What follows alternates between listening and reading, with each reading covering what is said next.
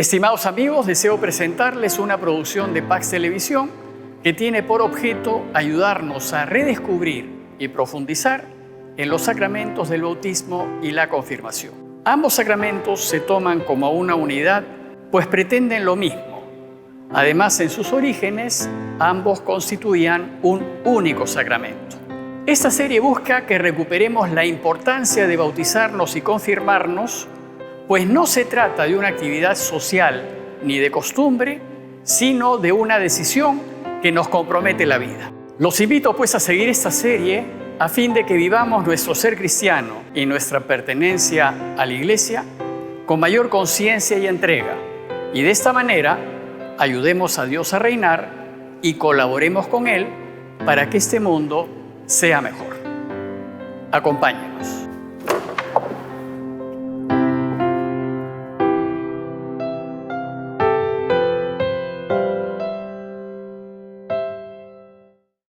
En el año 30 de nuestra era, Jesús murió crucificado. La mayoría de los especialistas coinciden en esa fecha y sabemos que solo unos pocos discípulos lo siguieron hasta el final. Debió haber sido muy impactante el modo como vivió y como murió, que dejó una huella profunda entre los que estuvieron con él. Sin embargo, mucho más impactante fue volverlo a ver de nuevo, vivo y resucitado. Sus amigos sin dudar afirman haberlo visto vivo. Bueno, sucedió que en su vida íntegra y consecuente venció a nuestro peor enemigo, la muerte.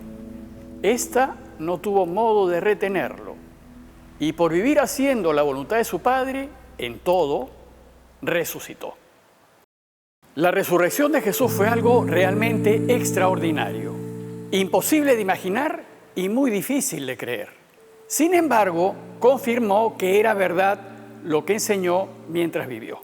Es verdad que su camino lleva a la vida, que da vida, y de esta manera confirmó que vale la pena seguirlo. Y es verdad que quien vive como Él vivió, vivirá para siempre. Y esta es la razón de ser del cristiano, vivir como Él, para vivir con Él para siempre. La resurrección de Jesús es pues la clave para entender su camino. Si resucitó, significa que quienes vivimos a su manera, también resucitaremos. Por tanto, si queremos vivir, hay que vivir como Él. Rápidamente el pequeño grupo de seguidores cayó en cuenta que si resucitó, Jesús tiene que ser el Mesías esperado, pues ha vencido a nuestro invencible enemigo, la muerte. Pero no solo es el Mesías, sino que también tiene que ser Dios, porque solo Dios es capaz de vencer a la muerte y abrirnos el camino que nos lleva a la vida.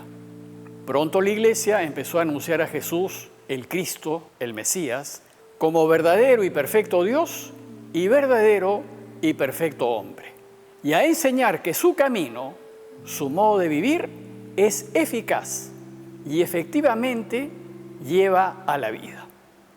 Sin embargo, es muy difícil aceptar que un muerto vuelva a la vida. Nosotros, en su resurrección, solo sabemos lo que contaron los testigos y creemos solo por el testimonio de quienes lo vieron vivo.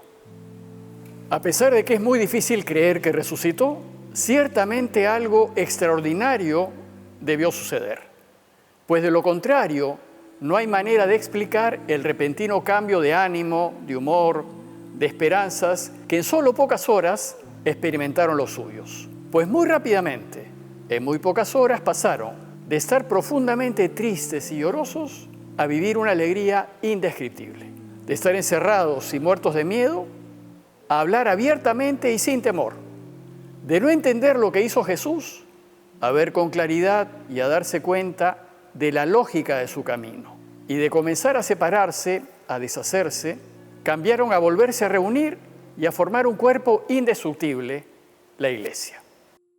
Bueno, pues estos cambios tan opuestos y repentinos no se pueden explicar. Ellos, los testigos, dicen que todo sucedió porque lo vieron vivo.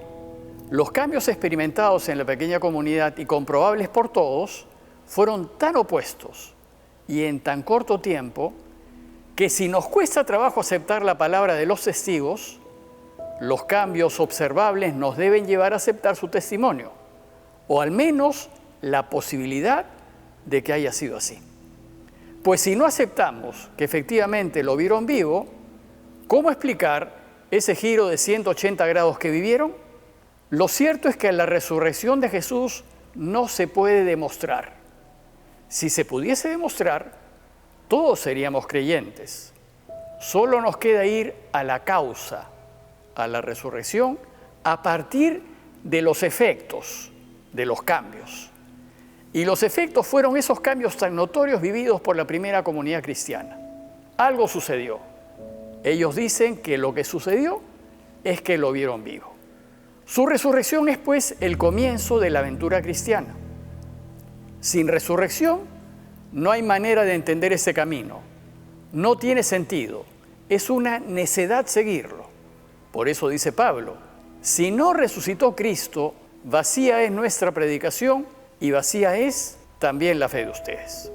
Sin embargo, es con la resurrección como empezó la iglesia. La iglesia que se concibió en tiempos de Jesús y que luego se mostró al mundo en Pentecostés, nació en la resurrección. Empezó con aquellos que se volvieron a juntar después de haberlo visto vivo, con aquellos que afirman que Él es el Mesías, pues ha vencido a la muerte y ha resucitado. La resurrección de Jesús fue tan impactante, tan impresionante y de tal manera afectó a los testigos que ellos no se pudieron contener. Y entonces empezaron a contárselo a otros. Y lo que contaban es que al que mataron, resucitó.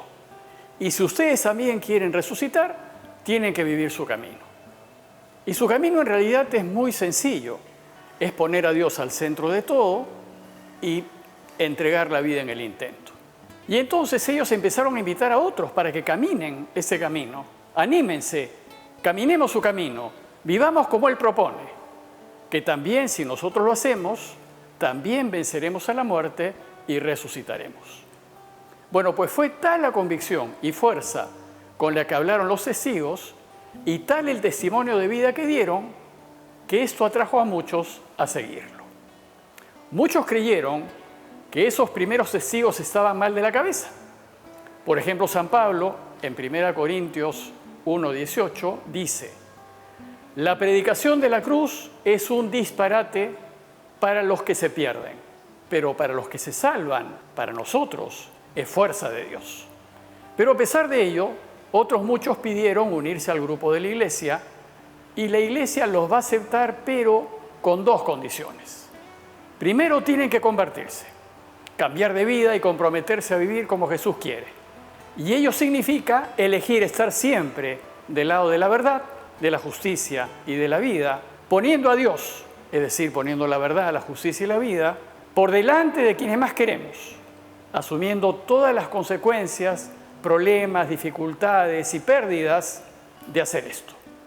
Y procurar ayudar a todos en todo, es decir, gastarse y desgastarse por los demás.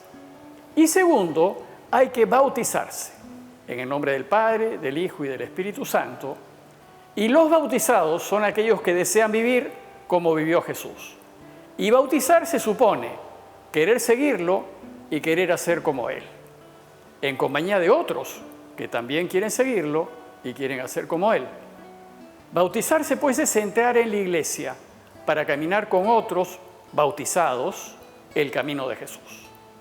Y la iglesia es esa comunidad de bautizados, de todos aquellos que creen que Jesús resucitó, que aceptan que Él es el Mesías y que quieren seguir su camino y vivir a su modo, sabiendo que si lo hacemos, viviremos aquí felices y después resucitaremos para la vida eterna. Pronto muchos se entusiasmaron con el anuncio y con la manera como vivían los seguidores de Jesús y pidieron entrar y participar de la vida de la primera comunidad.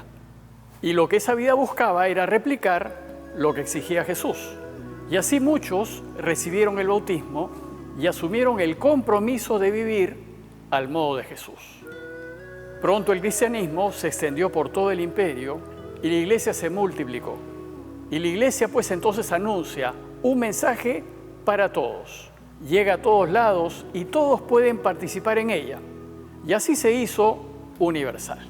Universal en griego se dice católicos, y por eso se dice que la iglesia es católica, porque es una iglesia universal, como adjetivo y no como sustantivo. Durante los primeros 30 a 35 años, el pequeño grupo de discípulos transmitió oralmente, de boca en boca, lo que vio, oyó y aprendió de Jesús y su camino. Y por allá por el año 65 o 70 después de Cristo, esta noticia, que hasta ese momento había sido transmitida oralmente, empezó a fijarse por escrito y empezaron a aparecer los evangelios. Pero no para contarnos la vida de Jesús, porque los evangelios no son biografía, sino para enseñarnos su camino, pues son más bien enseñanzas acerca de Jesús. Son básicamente catecismos. Primero apareció el Evangelio de Marcos, en torno al año 70 después de Cristo. Y más tarde aparecen Mateo y Lucas por los años 90 o 95 después de Cristo, y finalmente Juan apareció por el año 100 después de Cristo. Recordemos que Jesús murió en el año 30, es decir, Juan aparece unos 70 años después de la muerte de Jesús. Los primeros 300 años fueron muy difíciles para el cristianismo. Los judíos apartaron a los cristianos del judaísmo, los separaron, los marginaron y los acusaron de anunciar que Jesús es el Mesías. Por su parte, el Imperio Romano los acusó de todos los males del imperio. Cuando Nerón incendia Roma, para no verse ajusticiado por la gente, le echa la culpa del incendio a los cristianos. Empezaron entonces las persecuciones y los cristianos se volvieron el espectáculo de los circos romanos. Y así, durante los primeros 300 años, el cristianismo fue una religión perseguida y rechazada. En ese tiempo, ser cristiano, es decir, pertenecer a la iglesia, significaba un riesgo enorme. Uno podía perder la familia y todo lo que tenía: bienes, buen nombre, país y hasta la propia vida. Para declararse cristianos había que ser muy valientes y estar completamente convencidos de la validez del camino de Jesús. Eso suponía vivir su camino con consecuencia, en plenitud y con radicalidad. Esos primeros cristianos fueron hombres de gran testimonio, un ejemplo de vida. Eran honestos, íntegros, probos, bastante discretos al practicar la religión que profesaban. Era gente que llamaba la atención por su rectitud de vida y eran íntegros en casa, en el trabajo, en la vida de todos los días. Era gente que estaba dispuesta a perderlo todo con tal de ser siempre veraces y justos. No les importaba ganar ni tener, solo les importaba la justicia y la verdad. Eran mártires. Mártir quiere decir testigo. Eran testigos del camino de Jesús. Y solo les importaba vivir de tal manera que pudiesen volver a Dios. Porque para el cristianismo, lo más importante en la vida, en realidad lo único, es Dios y volver a Él. Y uno vuelve a Dios siendo veraz y siendo justo, respetando la vida, sirviendo, ayudando a todos en todo, y a veces por encima de uno mismo, de sus propios gustos, quereres e intereses. No era pues extraño que quienes se encontraban con este tipo de personas quedasen impresionados por su modo de vida y preguntasen: ¿por qué eres así? ¿Por qué vives así? ¿Por qué te comportas de esta manera? Y ante esas preguntas, la respuesta del cristiano era: porque soy seguidor de Jesús, porque creo en Él y en lo que enseñó, y porque procuro vivir como Él propone, para volver a Él y vivir para siempre. Y para lograrlo, camino con otros que creen como yo y que desean vivir como yo, es decir, participo de la iglesia, soy miembro de ella. Entonces la pregunta que seguía era: ¿y quién es Jesús? ¿Qué es lo que enseñó? ¿Cómo vivió? Cuéntame. El primer contacto que un no cristiano tenía con un cristiano giraba en torno a la persona de Jesús y en torno al testimonio de vida del cristiano. Entonces el cristiano contaba su experiencia y compartía con el otro lo extraordinario que era vivir según Jesús y su camino, y en esos primeros encuentros el cristiano daba a conocer a Jesús y explicaba qué era lo que lo llevaba a vivir como vivía. Bueno, pues esos primeros encuentros usualmente derivaban en un deseo de conocer más a Jesús, de conocer su camino, de aprender. Y el cristiano entonces enseñaba y anunciaba la palabra. Con frecuencia, después de esos primeros encuentros, el cristiano pedía entrar en la iglesia y participar del camino de Jesús. Ante este deseo, la respuesta del cristiano era: primero, si quieres ser de los nuestros y participar de nuestro camino, tienes que convertirte. Tienes que cambiar de vida y vivir en adelante una vida totalmente recta. Una vida a la luz de Dios, una vida al modo de Jesús. Y ser capaz de arriesgar tu vida por la causa del Señor. ¿Estás dispuesto? Si el no cristiano decía que sí estaba dispuesto, entonces lo invitaban a bautizarse, como un signo público, como un anuncio público de ese deseo de vivir al modo de Jesús. Y mediante el bautismo, uno manifiesta públicamente su intención, para que el mundo sepa de su deseo de vivir cristianamente. Pero para llegar al bautismo era necesario una larga y extensa preparación, pues había que demostrar que el no cristiano realmente se comprometía a vivir de esa manera y tenía que estar dispuesto a arriesgar su vida. Si el interesado está dispuesto a vivir al modo de Jesús, al modo cristiano, y arriesgar todo lo que tiene y quiere en este intento, entonces era presentado a la iglesia y se convertía en un catecúmeno. Catecúmeno viene de la palabra griega catejúmenos, que significa el que es instruido. De ahí viene la palabra catequesis, que significa instrucción oral. El catecúmeno es pues uno que inicia su preparación, su instrucción, para hacerse cristiano. A partir de ese momento, el amigo cristiano que había dado testimonio de su vida, de su manera de vivir y lo había presentado a la iglesia, se convertía en su padrino. El padrino es aquel cristiano consecuente y comprometido que va a preparar al catecúmeno en el camino cristiano y lo va a guiar en el camino de la fe. Por tanto, ser padrino no es un asunto ni social, ni familiar, ni de amistad.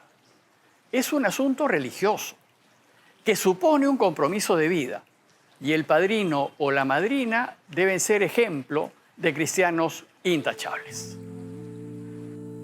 Uno se hace cristiano cuando es bautizado y admitido en la iglesia, y el signo que marca esta admisión es el bautismo. Mediante el bautismo, uno pasa a ser miembro de la iglesia y a caminar en ella. De esta manera, mientras camina, puede conocer más plenamente el camino cristiano, profundizar en él y beneficiarse de él. En Palestina, los bautismos se hacían en el Jordán, pero en otros lugares se hacían en pozas, en ríos, en piscinas. La idea es que el cristiano se pudiese sumergir, pues bautizarse significa sumergir para emerger, hundirse para volver a salir, morir para resucitar a una vida nueva. Por eso dice Pablo: sepultados con él en el bautismo, con él también han resucitado por la fe en la acción de Dios, que resucitó de entre los muertos. Pero ¿cómo es que se llega al bautismo? En los orígenes, la preparación para el bautismo se hacía en pequeños grupos y a menudo solo por el padrino. En esos tiempos eran frecuentes las persecuciones contra los cristianos y en momentos de persecución la preparación era arriesgada y se hacía con mucha cautela. En la preparación se transmitían los conocimientos y experiencias acerca de Jesús y del camino cristiano. También se evaluaba el tipo de persona que era el candidato, en el sentido de compromiso, honestidad, rectitud, integridad. Además, había que comprobar qué tan valiente era. Sus convicciones tenían que ser muy profundas para ser capaz de soportar las pérdidas y dolores que le pudiesen sobrevenir. Pero el deseo de vivir bien el cristianismo era de tal fuerza que un buen número se hacía cristiano. La preparación al bautismo tenía 3 objetivos. Primero, enseñarle al catecúmeno acerca de Jesús, qué anunció, qué hizo, cómo vivió, qué dificultades se enfrentó, cómo se comportó ante ellas, etc. Segundo, enseñarle su camino, es decir, amar a Dios, amar la verdad, amar la justicia, amar el bien, amar la vida, por encima de todo. Y después amar al prójimo como a uno mismo. Ayudar y servir a todos en todo, especialmente al necesitado, aunque sea nuestro enemigo. Perdonar siempre y ser compasivos como el Padre es compasivo. Y por querer vivir de esta manera, estar dispuestos a dejarlo todo y a perderlo todo. Y finalmente, comprobar la idoneidad del candidato. El catecúmeno tenía que ser de buena madera, íntegro, honesto, persona de palabra, capaz de mantener su compromiso y de vivir como lo exige el camino. Y sobre todo, tenía que ser valiente, capaz de apostar por Dios en toda decisión que tome y al hacerlo estar dispuesto a arriesgar todo lo que tiene y quiere. Y esto significaba, en ocasiones, jugárselo todo hasta la vida. Bueno, pues solo con cristianos de ese calibre podemos ayudar a Dios a reinar y cambiar este mundo para bien. En un principio, los que se hacían cristianos eran todos adultos y eran aquellos que aceptaban en libertad las creencias cristianas. Las aceptaban y asumían con plena conciencia del exigente compromiso que implicaba ser cristiano. Y así libremente aceptaban jugarse la vida y todo lo que tenía. Y en una única ceremonia, esos adultos eran plenamente iniciados en el camino de Jesús. Pero casi desde los inicios, las parejas cristianas piden a la iglesia bautizar a sus hijos pequeños para que se beneficien y aprovechen de la vida cristiana. Y mientras que los niños no pueden elegir, son los padres los que eligen por ellos. Y se entiende que los padres siempre van a querer elegir lo mejor para sus niños. De esa manera van a elegir en qué colegio van a estudiar, qué formación van a tener, qué idioma van a aprender, y así en todo lo demás. Asimismo, los papás cristianos querrán para sus hijos lo mejor, lo que han experimentado positivamente, que es el camino cristiano. Y le van a pedir a la iglesia que sean bautizados, porque han comprobado su validez y han comprobado que viviendo como Jesús pide, es posible ser muy felices aquí y ahora. La iglesia entonces se encuentra con un problema de tener que admitirlos, porque la dificultad es que si no son libres para elegir, no se pueden comprometer a vivir un camino tan exigente. Es necesaria la plena conciencia y libertad del bautizado, pues lo que sustenta el cristianismo es la libertad. Jesús es el hombre libre por excelencia. Nadie pues puede ser bautizado si no elige libremente hacerlo, porque implica que debe querer y elegir lo mejor. No basta pues el deseo de los padres, es necesario el compromiso libre y decidido de quien será bautizado. Y entonces, para resolver esta dificultad, la Iglesia decide partir en dos la ceremonia del bautismo.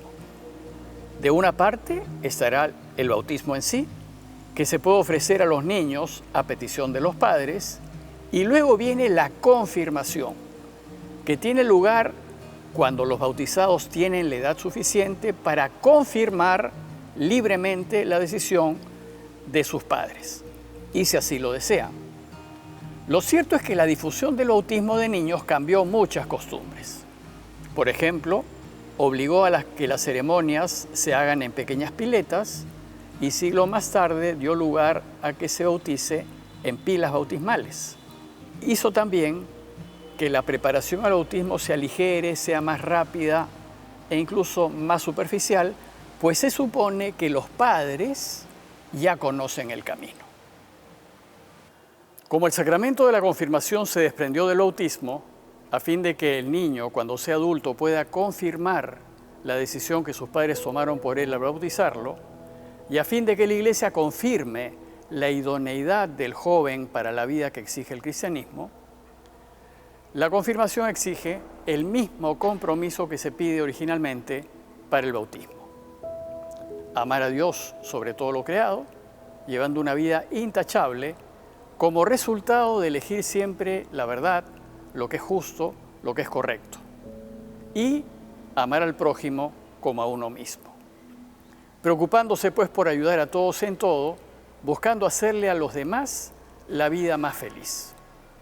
Y para poder llevar a cabo este compromiso de vida con consecuencia, en la confirmación uno recibe el don del Espíritu Santo, es decir, esa fuerza de Dios para jugarse la vida y así transformar el mundo.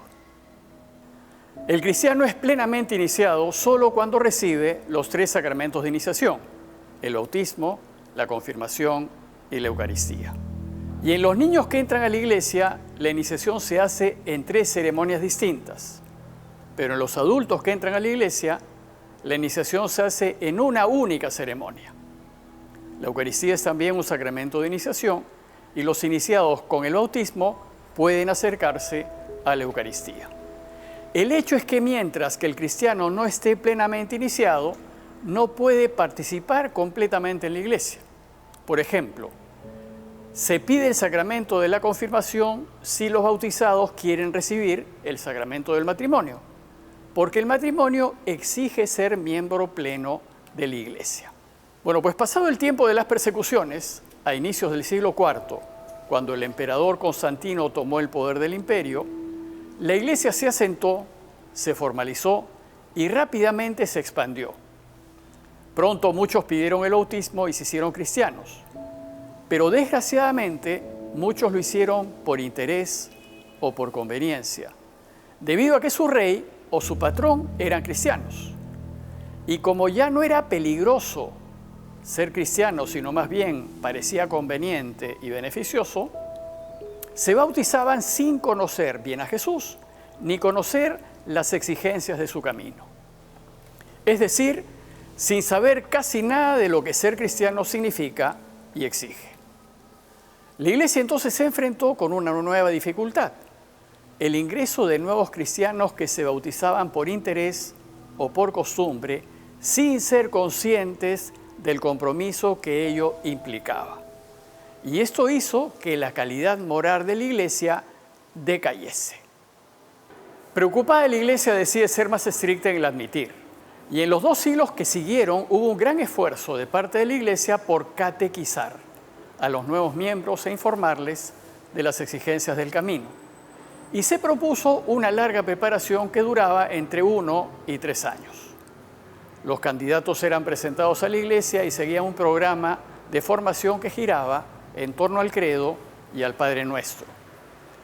Y mientras el catecúmeno se preparaba para el bautismo, aún no era cristiano. Por tanto, no podía participar de las ceremonias cristianas.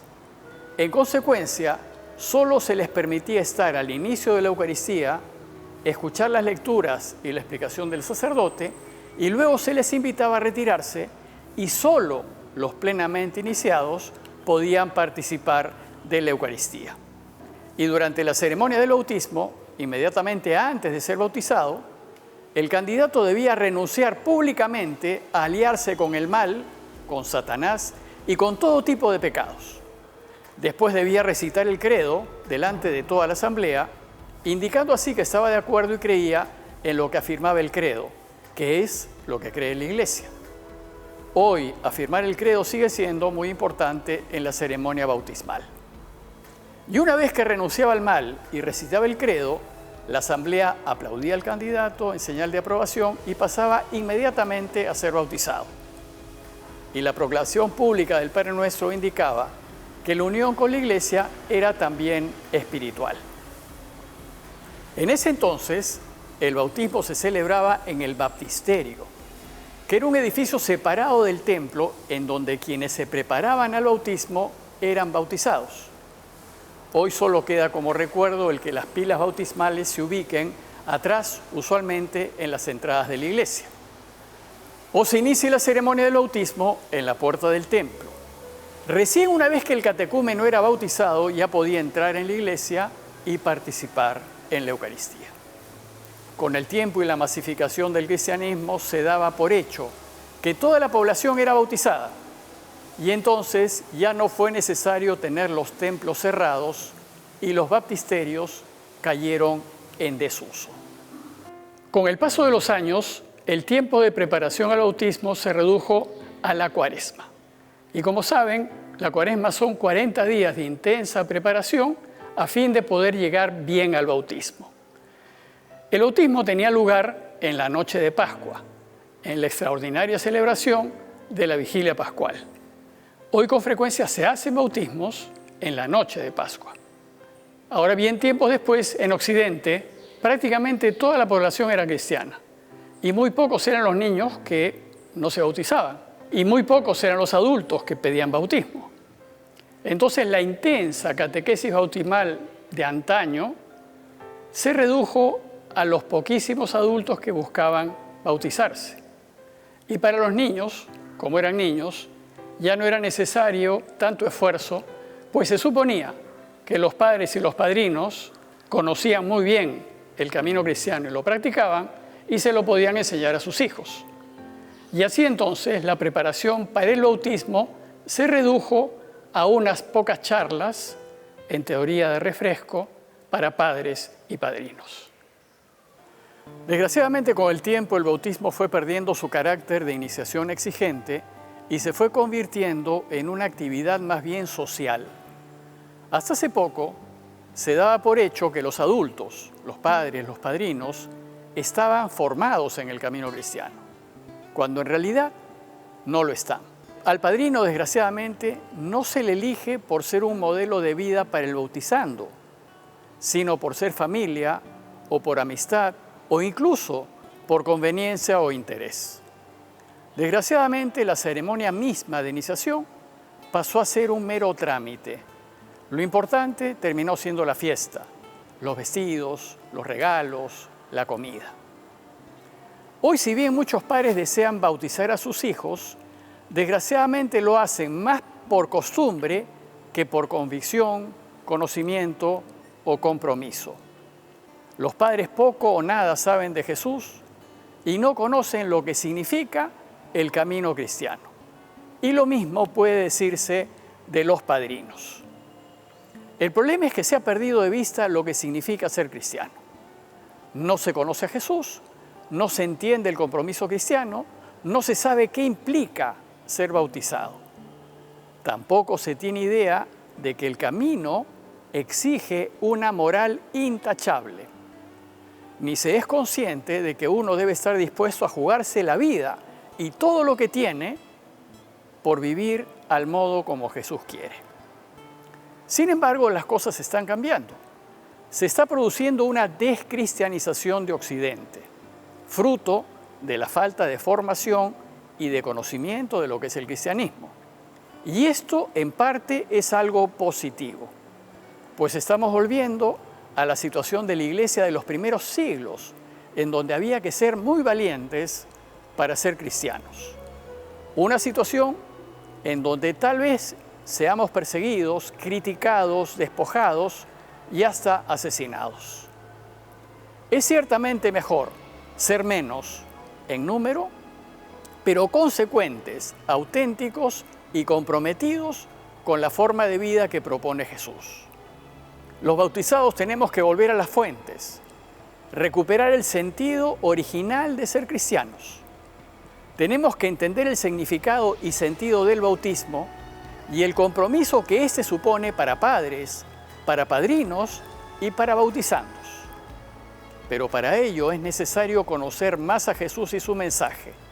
Es necesario orar, estudiar, formarnos y sobre todo comprometernos a vivir el camino de Jesús a cualquier costo o pérdida personal.